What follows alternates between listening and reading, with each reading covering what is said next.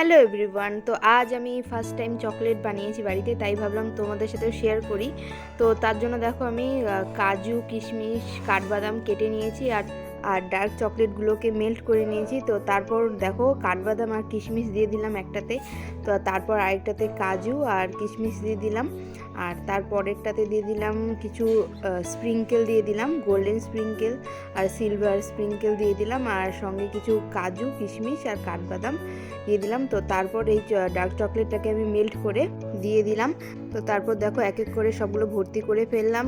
তো এরপর আমি এগুলোকে ফ্রিজে রেখে দিয়েছিলাম কিছুক্ষণের জন্য। তো ব্যাস, তারপর রেডি।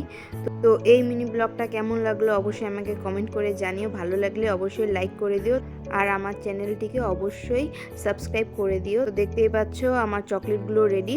তো কেমন হয়েছে অবশ্যই জানিও। খুব টেস্টি, আমার তো খুবই ভালো লাগে এসব হোমমেড চকলেট খেতে। বাই।